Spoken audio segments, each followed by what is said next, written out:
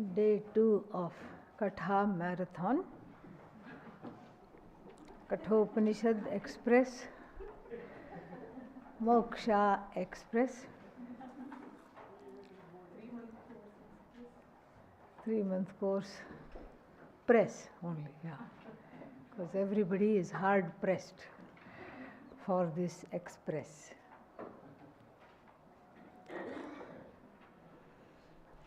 Om Sahana Vavatu Sahanau Bhunaktu Saha Viryam Karavavahai Tejasvinavadhitamastu ma vidvishavahai. Om Shanti Shanti Shantihi. Sadashiva Samarambham Shankaracharya Madhyamam Asmadacharya Paryantam Vande Guru Paramparam Dayakaram Dayakaram Dantam Dharma Pravartakam Pranamami Dayanandam Madacharya Paramparam. Om Namo Bhagavate Vaivasvataya Mrityave Brahma Vidyacharya Nachiketase cha. We saw yesterday in the last few mantras, what did we see? Where to know, when to know Brahman. What is the answer for that? One word answer? Now. And then, where to know Brahman? Here, in this loka. And then the next 3 mantras will go back to the topic of how to know Brahman. So, when, where, and how. Okay. Hopefully, we still don't have the question why. Yeah. So, when, where, how, okay, that's because there are doubts.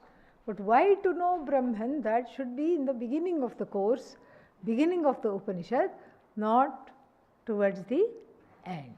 Still, out of her compassionate heart, the Shruti will also discuss how, in between, interspersed in between these verses, the why to know Brahman, that question will also be discussed, as we shall see.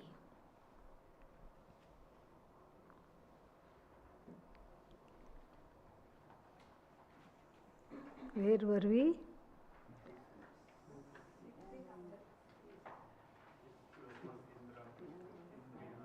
Indriyanam prithak bhavam. Okay. Yes.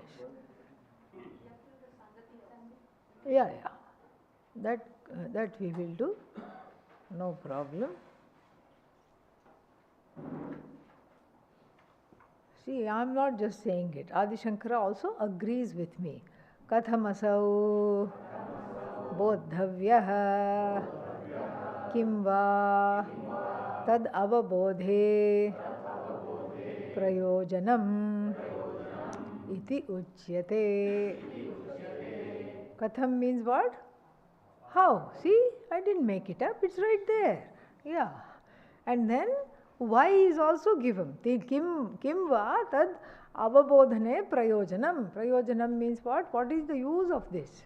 If I know this, what will happen to me? Actually, the better question is, if I don't know this, what will happen to me? The answer is nothing. Continue to marinate in the samsara of fears and tears. In a mixture of fear and tears, one is absorbing all that and then continuing to reproduce that samsara. So, iti utso katham bodhavyah, how to know this. And then, because where to know this was told where, in this loka itself, and then when to know this right now, and then the question is then how should this be understood? How should the Atma be understood? Because there are many things that are anatma, and then there is Atma also. Then very difficult to sift and very difficult to ascertain. So, this sifting, ascertainment, etc. needs a lot of, what is that, sukshma. It's like munjad ishikam iva drishya vargat pratyancham atmanam anantam avyayam, Mundakopanishad. And the same example will come here also. Munja is the name of a grass. Okay. So this ishika is like the shoots of that grass. So the grass has a blade, and it's called blade because it's very sharp. It's protecting the shoot. Sometimes if you touch it, it will cut. That's why it's called a blade of grass. It's literally like a blade. And when you are able to peel that tender shoot is there, and without hurting the shoot and without hurting the fingers, that separation has to be done. And that same separation cognitively has to be done with regard to understanding the Atma. Now, with regard to the grass and the shoot and the blade of the grass, blade you remove, throw, and the shoot you offer to Bhagavan, all the shoots, like for Ganesha and all, the many grasses are there, Durva, Munjal, all these things.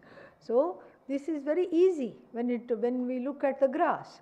But when you when you take this topic of Atma, not so simple. Why is it not so simple? Because you say, for example, ears. Okay, ears are what? Hearing, ears, etc. They are not Atma, correct?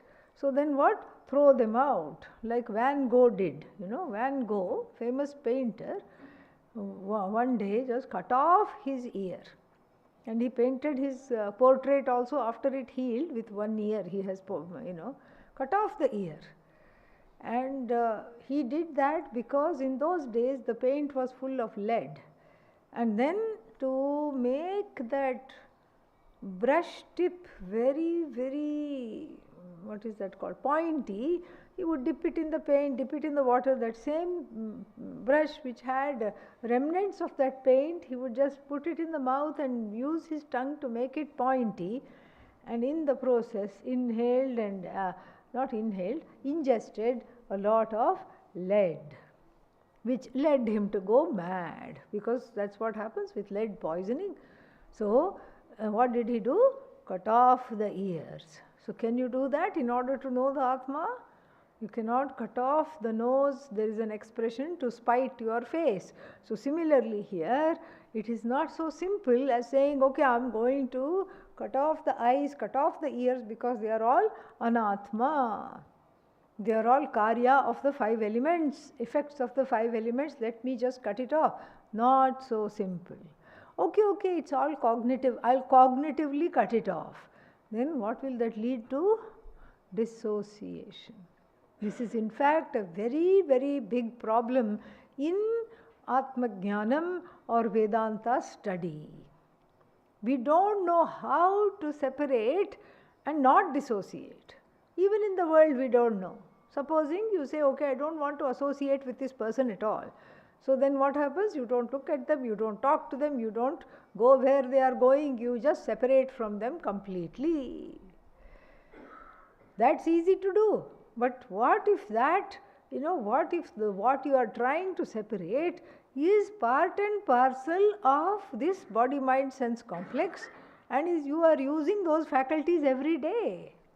So then what is their status and how to separate and without really dissociating? This is the next 3 mantras are going to give us a glimpse on how to do that, and this is on the micro level.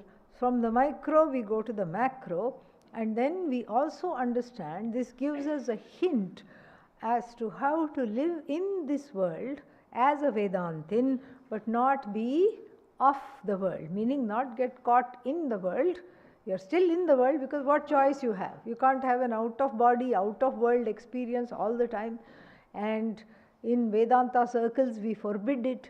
And the only way to embody this knowledge is to embody everything that is anatma and know that ultimately what is it? Atma. Everything is Atma, but Atma is not any one thing in particular. This is the Prakriya. And this Prakriya has been used in not only other Upanishads, but this Upanishad also earlier using the same examples. In fact, the verses 2 and 3 of this set. First one is separate. Verses 2 and 3 will look hauntingly familiar. If they don't look familiar, please don't tell me that they don't look familiar, so that I can continue to be in a good mood. Okay? So with this said, this triad of verses has something to tell us. Indriyanam prithak bhavam udayastamayau chayat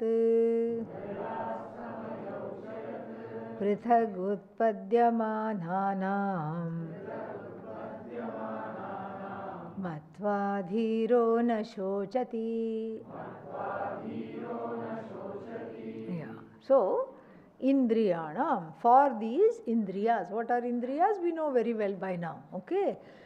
If you don't know, don't tell me you don't know. Okay? Yeah.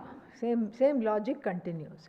Indriyanam, for the sense organs, of the sense organs, prithak bhavam. Prithak bhavam, we will see, means two things. Prithak means separate. Bhavam means existence. The existence of the sense organs as separate entities. Separate from what? I, Atma. Atma does not need the eyes. Atma does not need the ears. In fact, it has managed fine. No problem. It does not need the buddhi, the mind. It does not need the mind to know. It does not need the buddhi to make some conclusions. It does not need anything. So what are these indriyas? They are separate. Prithak bhavam. How are they separate? In two ways they are separate. First, they belong to the world of what is called karya prapancha. Prapancha means world. Karya means effect. They belong to the karya prapancha. They belong to the world of what is called effects. How? Tasmad va etasmad atmanah akashas sambhutah. Akasha was born of Atma. After Akasha was born, what was born of Akasha? Vayu was born. After Vayu was born, what was born of Vayu? Agni was born. After Agni was born, what was born? Waters were born. After waters were born, Prithvi was born. Earth was born. After earth was born, what was born? No, food. Don't, yeah. Without food, nobody goes anywhere. Yeah, so if this hungry, crying jiva has to come out into the world, food must be ready. If in fact, the food eaten by the parents brings out this child. So food is most important. So oshadhibhyah prithivyam oshadhibhyah annam.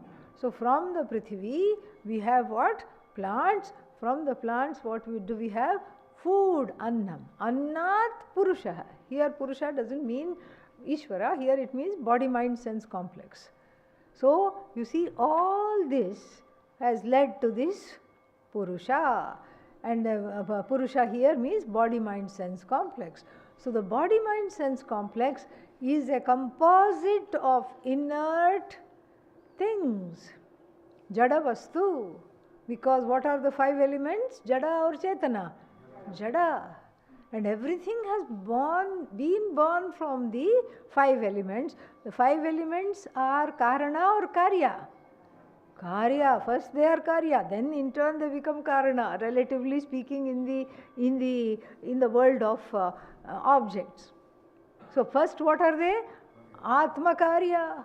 They are the Karya of Atma, and then the subtle aspects, and if we go deeply into the study of the five elements through Tattva Bodha and the like, we understand something very interesting. We understand that the subtle aspects of these five elements go on to make the Buddhi, Manaha, Indriyas, etc.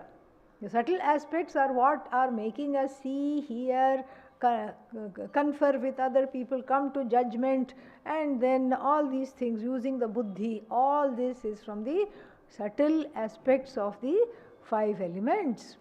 So we know this. The subtle aspects are also what? Karya prapancha. So this karya, is it jada or chetana? Jada. So the first meaning of prithak is that this has nothing to do with the Atma.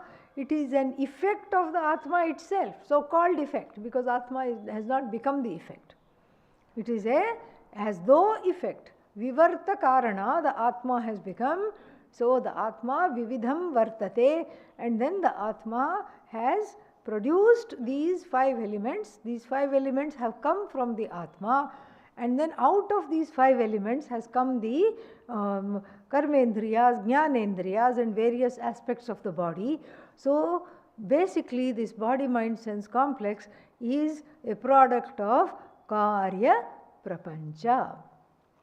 That is the first one. And then second one is that, so first prithak, the meaning of the word prithak, 2 meanings.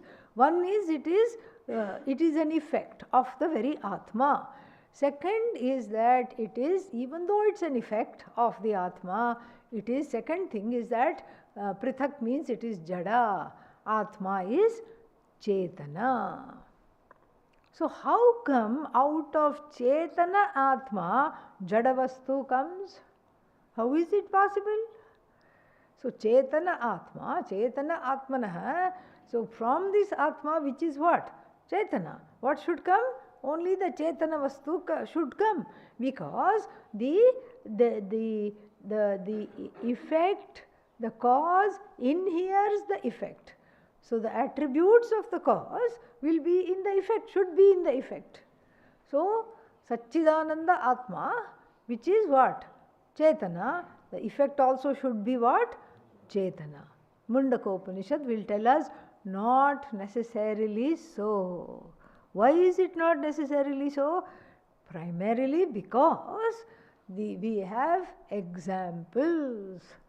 Yatha sataf purushat kesha lomani yathornanabhisrijate grihnate cha yatha prithivyamoshadhayas sambhavanti yatha sataf purushat kesha lomani tatha aksharat sambhavati havishvam.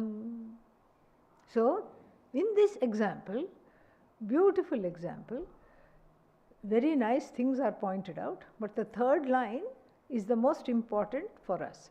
Yatha sataf purushat.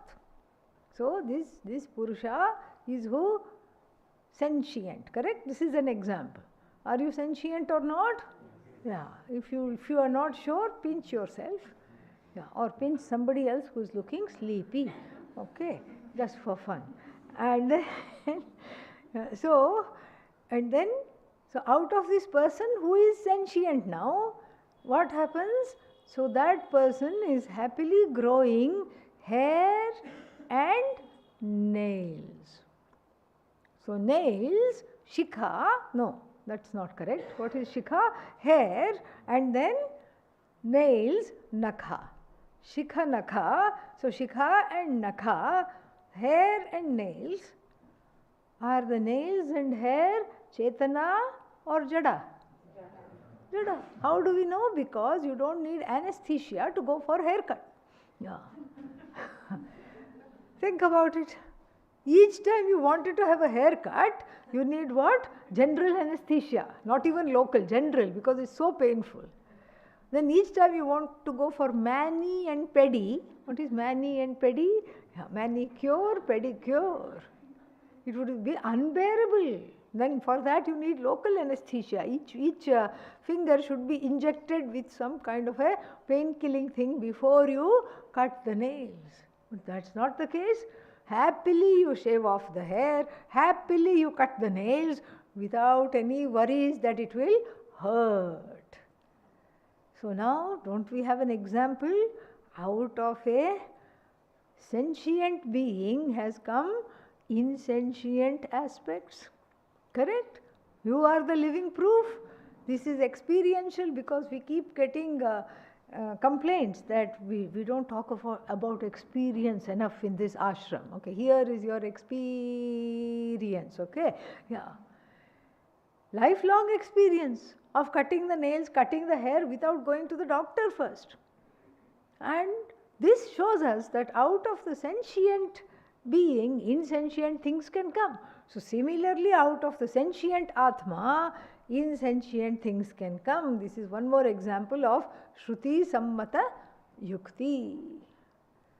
And so therefore, we can see that out of the sentient Atma, even the insentient can come, because whatever comes is what? Mithya. Mithya bhuta karya prapancha has come out of this Atma. Come also, that coming and going is also Mithya. Has as though come out of this Atma, and then those are, I am experiencing them daily in the form of my Indriyas. So prithak bhavam means two things. One is that it is indeed separate because it is karya, it is the effect of Atma, not the cause of Atma. Second thing, prithak means it has nothing to do with the Atma. These are all jadavastu, and Atma is what? Chetana. So this is Indriyanam prithak bhavam. Then what? And then third meaning of the word prithak is that udaya astamaya ucha yat.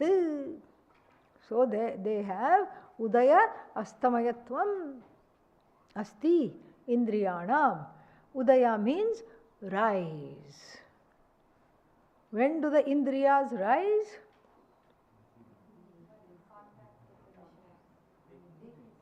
In the waking state. The only person who was awake in the class gave the answer. In the waking state. Okay? Yeah, and we can't fault the others who were still waking up. We can't fault them. So, in the waking state, as soon as you wake up, you hear things. You hear some gong go off. Somebody is doing puja somewhere. You hear some birds. You hear the monkeys who have woken up early today. Yeah, so that is, you hear things. That means the sense organs are active. Throughout the sleep state, astamaya. Astamaya means what? Not functional. So, astam. And then they were all, astam means they were all sleeping, set. Udaya, rise, asta, set. In the sleeping state, the indriyas are non-functional, and in the waking and the dream state also little bit, because there is some indriya vyapara as though, so you can say that they are awake. But let's just keep it simple. In the waking state they are awake, in the sleeping state they are non-functional. What about the Atma? All the time function, quote unquote, functional, all the time awake. No udaya, no asta. No deti nastameti. Bhasate ekadha chitihi. Drigdrishya viveka. Ekadha, one single, in a single way, where the shine, the so-called shine, the revelatory aspect, the revelatory nature of the Atma does not undergo comings and goings, rising and setting.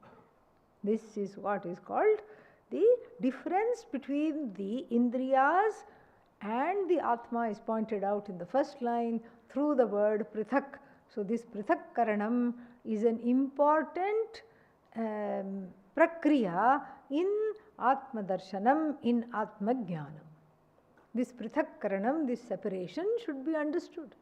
Dvauhi padarthau, only two things are there. What are they? Atma, anatmanau. Atma and anatma. So, why should I separate? If the next question comes, the separation is only warranted because there is a mix-up. Because you go about your day during the waking state, during sleep state, no problem. Everybody has moksha, temporary moksha.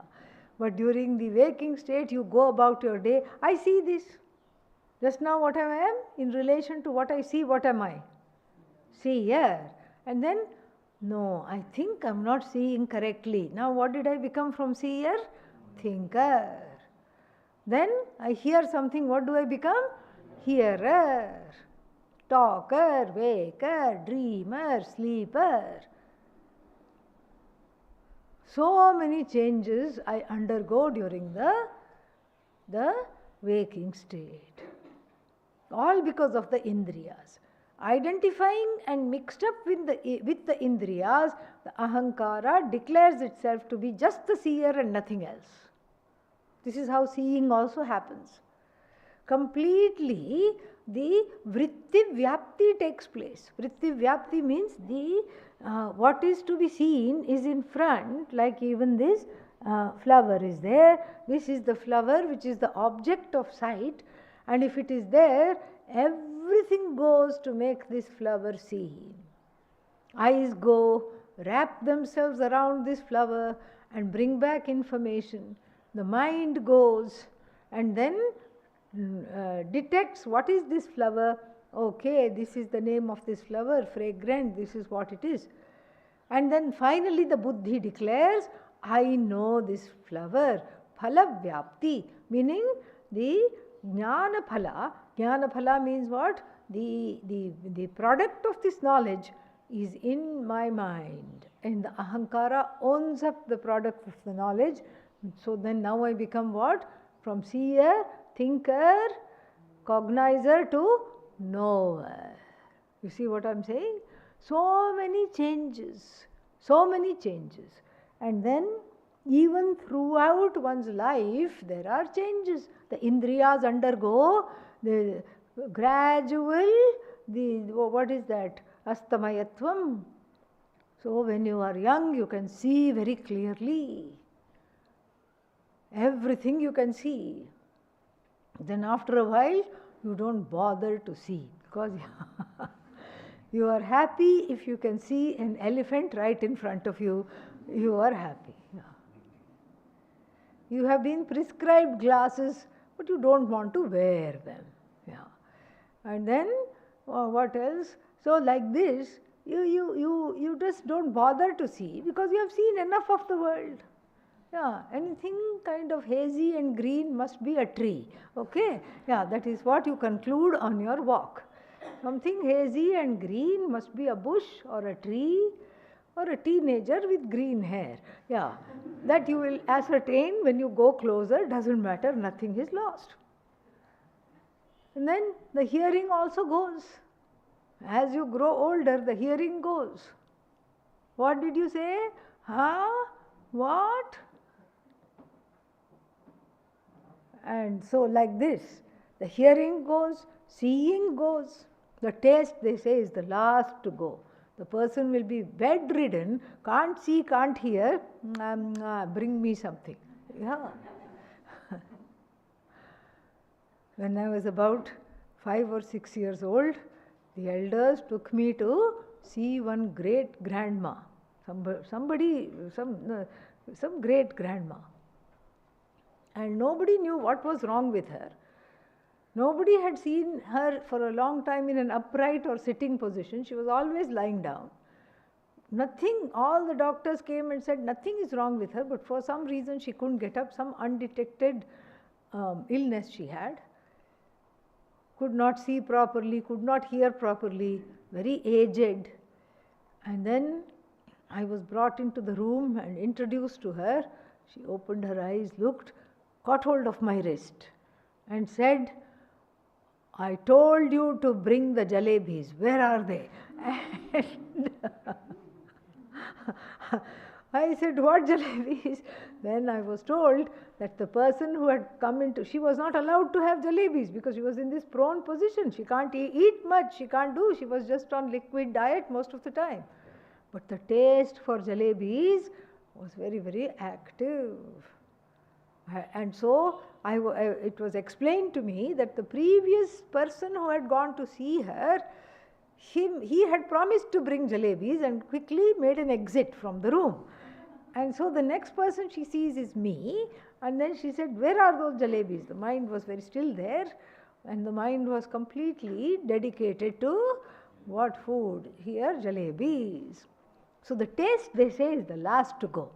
And then all the other indriyas go. And our Nachiketa himself said, Indriyanam jarayanti tejaha. So what are they? Wow. So Udaya Astamayatvam is there for the indriyas, even during the lifetime that is there. And all this becomes the cause of shoka, sorrow. As the eyes go, oh, I could see everything. I had 20/20 vision.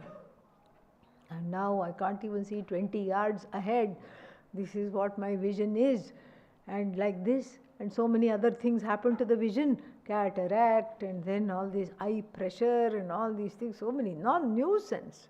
Having the indriyas sometimes feels like a nuisance, especially as they start to give way one by one by one. And so, therefore, the shoka comes. Why? Because I cannot accept the changes in me and in the others who I love. So my own eyes are not working, that's one level of non-acceptance. But then if the eyes of the loved ones are not working, then also I start crying. What kind of a thing is this? My eyes are fine, but their eyes are not working. Oh, yo, so sad, so sad, so sad. Oh, poor things they can't see, poor things they can't hear. And then I identify with not only my eyes, but their eyes also, their ears also, their mind also. So like for example, if the loved one has, God forbid, some kind of dementia, Alzheimer's, which is becoming very, very common, they start losing their cognitive function and the relatives get very depressed. The person with dementia is fine because they don't know. They don't know that they don't know. You see, this is Bhagavan's beauty. Ignorance of ignorance is bliss. They don't know that they are talking strange. They don't know that they are losing their faculty. Once in a while they know, then it is painful, but they quickly forget. But the people there, oh, grandma was like this, oh, mother was like this, oh, how he has become, oh, how she has become. And then there is so much pralapa, vilapa. Terrible it is. This is the cause of shoka is not the indriyas.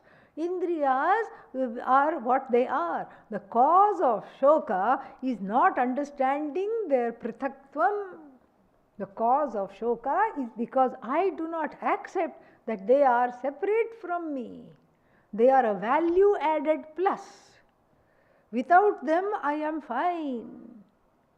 And then like you can think of some historical figures like Helen Keller. What could she do? Nothing. Could not speak, could not hear, could not see, but learned to do all of them how?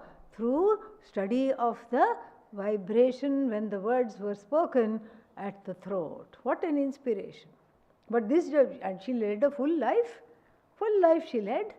So that shows that the Atma is not dependent upon all these things. These are all value added plus. If it is there, well and good. If there is some chocolate in the life, fantastic. If there is no chocolate in the life, even more fantastic. This should be the understanding. So the shoka, the cause of shoka, is the total identification with indriya pravritti, and also not only my own indriya activities, but the activities of the indriyas and the mind and the buddhi of all the people who I consider mine. This is the cause of shoka. So how to remove shoka? Indriyanam prithakvam must be known. It is jada, I am chetana. It is separate from me because it is my own karya. I am the one in whose presence the indriyas rise and set. Why? Because I am conscious of the fact that the indriyas are working, and I am conscious of the fact that the indriyas are not working also. Andhya mandhya patutvam. So andhya is what? Blindness. Mandya is dullness. Patutvam, patuta is what? Sharpness of the eyes, etc. Who cognizes? The neighbor doesn't come and tap you on the shoulder and say you should get glasses. Who should tell you? You only have to say. And even if you go to the most sophisticated optometrist, having all these big machines and everything, and you say, okay, let them decide what I should wear, what kind of glasses. And then they will put some empty glasses, frames, and say, can you see? Yes. Can you read? Yes. What can you read? Only the E on that chart. First thing on the chart is what? One big E is there. Why do you remember that? Because that's the only thing you can read. And then they take out that and then they put something else. What can you read? Can you read the second line? Yeah, I can read the second line. Now what can you read? Third line. Okay. Now then after that it's just a matter of fine tuning. How is it now? I think it's better. How about now? Yeah, that's better. Which better? This one is better or that one is better? Then you come away not knowing whether you have got your money's worth. You always think you have got wrong glasses after coming even from the most sophisticated optometrist. Why? Because you have to tell them. You can't wait for them to tell you and fit you. You are the one who is the cognizer of how well or how badly the indriyas work. You know. And so therefore that means what? If you are the cognizer, what is that? Cognized. And the cognized is subject to rising and setting, subject to getting worse over the ages. And so who is the witness of all that? And the witness is the unmoving, unchanging Atma. And we come back to our previous and beautiful logic. If there is movement and changes, the witness must be changeless. Only the changeless witness can witness what? All the changes. If you are also changing, if Atma is also changing, then you cannot witness. So understanding this, prithak utpadyamananam matva. Matva must be translated to what? Jnatva. Knowing. Knowing this, the separateness, knowing that they are distinct from the self, the dhira means dhiman, the one who has a buddhi, and now everybody has a buddhi, the one who is not keeping the buddhi in a safe deposit locker, okay, the one who is actually using the buddhi. The buddhi grows the more you use it, and so the one who is using the buddhi to make this discriminative enquiry does not grieve, na shochati. The shoka happens because I am not able to accept the changes, and I am not able to accept the changes because I am in identification with the indriyas. Identifying as the seer, hearer, thinker, and when any of these faculties go down in their effectiveness, I start feeling upset. So accepting the changes is easy when I know that I am the unchanging one. And this is what is the dhira. Dhira knows, dhira is unchanging. Then Bhashya. Indriyanam Shrotradinam Swasva Vishayagrahana प्रयोजनेन स्वकारणेभ्यः आकाशादिभ्यः पृथक् उत्पद्यमानानाम् अत्यन्तविशुद्धात् केवल चिन्मात्रात् आत्मस्वरूपात् पृथक् भावं स्वभाव विलक्षणात्मकताम्. So, indriyanam. What is indriyanam? Shrotradinam. Shrotra, all these indriyas. And what are the, so what are these what are these indriyas? The ears, eyes, etc., etc. These are what are called indriyas. Very, very easy, we know this. So, and so what are these indriyas? Knowing these indriyas as eyes, ears, etc., which swasva vishayagrahana prayojanena. And what are these indriyas? For swasva vishaya prayojanena means they are in the form of those faculties which have their use, whose purpose is to do vishayagrahana. Vishayagrahana means grasping and bringing to light, in other words, perceiving the respective sense objects. So there the prayojana of these indriyas is what?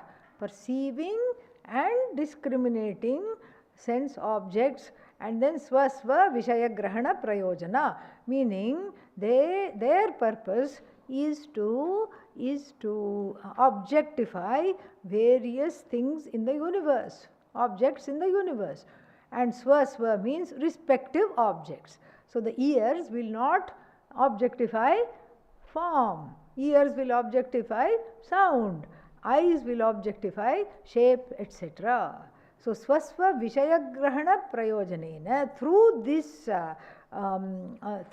this use, through this prayojana, through this purpose, what do we see? We see that स्वकारणेभ्यः आकाशादिभ्यः पृथक् उत्पद्यमानानां. So they are separate. They are dissimilar. Because what are they? They are separate because they are karya. They are karya. They are separate because they have come from their causes. They originate from their causes, which are relative causes. The absolute cause of everything is Atma, as we saw. But swasva karanebhyah akashadibhyah prithak utpadyamananam. So now, what is the similarity between Akasha and Indriyas? Nothing, not any similarity is there. They are separate. So even though they have come from the elements, because they have come from the Sukshma elements which we cannot see, they don't look anything like the Indriyas. Akasha does not look like sound, and then Vayu does not look like all these things, sense of touch. There seems to be nothing in common. There seems to be nothing in common, and so therefore they are separate. They are even separate from their relative causes, like the 5 elements. And so then of these, which have of these indriyas, ears, etc., which are engaged in the function of lighting up their specific sense objects, and which are separate even from their relative causes, such as the 5 elements, prithak, they have to be understood as separate. Separate from what? Vishuddhat. Vishuddhat, that which is free of everything, free of all perceptions, free of all sense organs. And Vishuddhat, that which is in the nature of clear awareness, Shuddha Chaitanyat. And then what else? 2 things are, what is that? Adjectives are given. Atyanta Vishuddhat. And then Kevala Chinmatrat. Kevala Chinmatrat. From that which is only in the form of Chit. Atma is nothing but Chit. So Chit plus hearing. So the hearing is an effect of the Akasha, etc., which is an effect of Atma, and so the Atma has nothing to do with the hearing. And hearing, of course, depends on Atma. Atma does not depend on hearing. Indriyas are mithya, Atma is satyam. So iti kevala chinmatrat swarupat. From the Atma swarupa, prithak bhavam. Prithak bhavam means the Atma Swabhava Atmakatam. So, to be able to do this separation, we have already talked about. One is Chit, one is Jada. And then Indriyas are Jada, Atma is Chit Swarupa. And then what else? One is Karya, another is Karana. And then even this Karanatvam is superimposed upon the Atma, which has nothing to do with these Indriyas. And then one is changing, the other one is unchanging. And one is subject to rising, setting, the other one is changeless. Iti prithak bhavam. So this kind of a separation should be done. Tatha teshameva indriyanam udaya astamayau cha utpatti pralayau jagrat swapa avastha apekshaya na atmanah iti matva ज्ञात्वा विवेकतः धीरः धीमान् न शोचति. Yeah. So here the prithag utpadyamananam, having separated it from kevala chinmatrat vishuddhat, we have separated that, and then teshameva indriyanam, and looking at these indriyas as subject to udaya and astamaya, conditions rising and setting. And in fact, what is chitihi, what is atma? Na udeti, na astameti. Ekadha chitihi, does not rise, does not set. So this is another contrast. And then what is this udaya astamayau? He explains utpatti pralayau, that which is awake, that which has come, which gets born where? In the morning when you wake up, and then dies at night when you sleep, attains pralaya. And so therefore when he says respectively kramat jagrat swapa avastha apekshaya, in keeping with the expectation of the what? Waking and the sleep states respectively. Waking leads to utpatti, sleep leads to pralaya. So then what does the utpatti pralaya belong to? Who does it belong to? The sense organs. Na atmanah, not I, the atma. Iti matva, understanding this, jnatva, vivekatah, completely with viveka. What happens? Dhiman na shochati, dhirah na shochati. Why na shochati? Atmanah nitya eka स्वभावस्य अव्यभिचारात् शोककारणत्व अनुभवतेः. Yeah, beautiful. So atmanah nitya eka swabhavasya atmanah, for this atma, which is how many kinds of changes does the atma have? No, zero, nil. So the atma, which is in the same form all the time, is not subject to sorrow. Why? Because you look at your own life, what does the jiva resist? Changes. We don't like changes. Change in schedule. Oh no. Yeah. Simple example. Yeah. Small example, simple example. From tomorrow there will be a change in schedule. Oh no, what are they doing to us? What is wrong with them? Why can't they just stick to the schedule? Yeah. So this shows what? This shows, see, the schedule is harmless. No, we beg to differ. Well, the schedule is harmless because it is just a thing, okay? It is jada. It has udaya and astamaya, okay? It has, it comes and goes. It is jada. It is effect. Effect of what? It's a effect of the buddhi of the acharyas, okay? So it is an effect. It belongs to karya prapancha. Yet when I hear the schedule has changed, there is an annoyance, there is a disturbance. Nobody sits and cries, but then there is a disturbance, okay?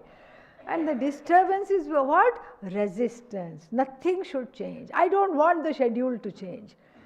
It's not My dear ones, it's not that you don't want the schedule to change. You want to know the changeless one, Adi Shankara says. When you know you are that changeless one, the changes do not disturb anymore. What let anything happen? Changes do not disturb. Somebody said that some empire was burning and this fellow was playing the flute, some emperor. Yeah? Yeah, either he had dementia or he was a jnani. That's all. Because you can't do anything because they were putting buckets of water but nothing was happening. So he was playing the flute. Channeling Lord Krishna. That's what he was doing. So, like this, the changes disturb us only until such time that we know that we are the changeless one. Because we don't like changes. Why? Because the changes are scary. The changes lead to death. The changes lead to some ending. The changes are disturbing because I want to be the same exact as it was. Why? As I was, I want to be. Because you are in touch with Atma. And that's how the Atma is, you don't know. So there is a displacement of the changeless Atma onto the displacement of the changing schedule onto the changeless Atma. So therefore there is disturbance whenever the schedule of classes changes. Why can't you tell us? Why don't you plan beforehand? Why do you do this to us? This is because these feelings come because I don't know the changeless Atma. Now nobody will complain about the schedule.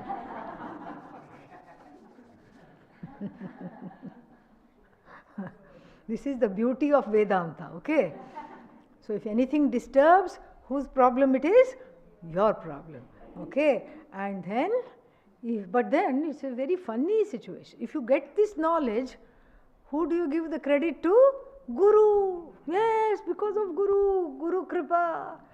It's all because of you, Pujya Swamiji. You have done this, you have made this ashram for us, you have given this parampara to us, you have unfolded how the pramana should operate. Thank you, thank you, thank you. And if you don't get this knowledge, whose problem it is? Your problem. Why? Adhikari abhavat. This is what we say because insufficient adhikaritvam. Yeah, see, that is why nobody can argue with a Vedantin. So if you become a Vedantin, people will say, I don't want to argue with you, which is very nice. You disarm everybody. Okay? If you just know this verse is enough for moksha, really. So, Atmanah Nitya Eka Swabhavasya, because how many Swabhavas does it have? Only one.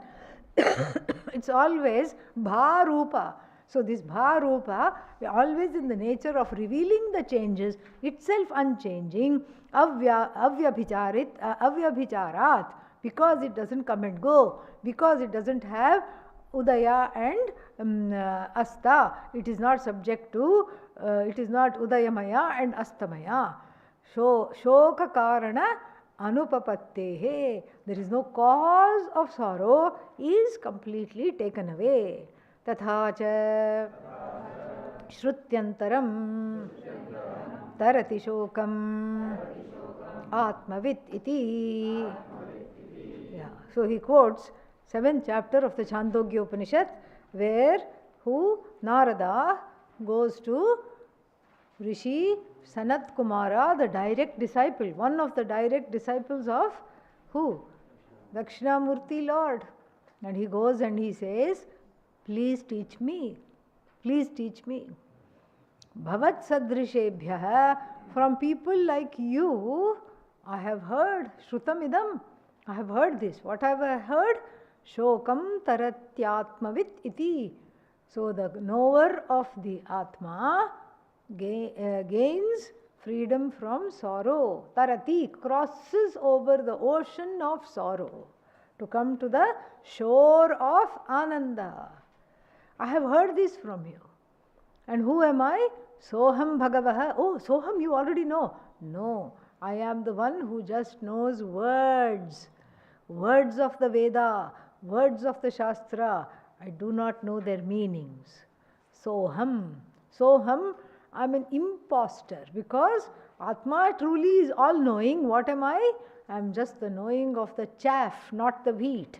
I'm just the knowing of that which is a husk merely. I know the words, I just know all branches of knowledge, but I don't know what they are for.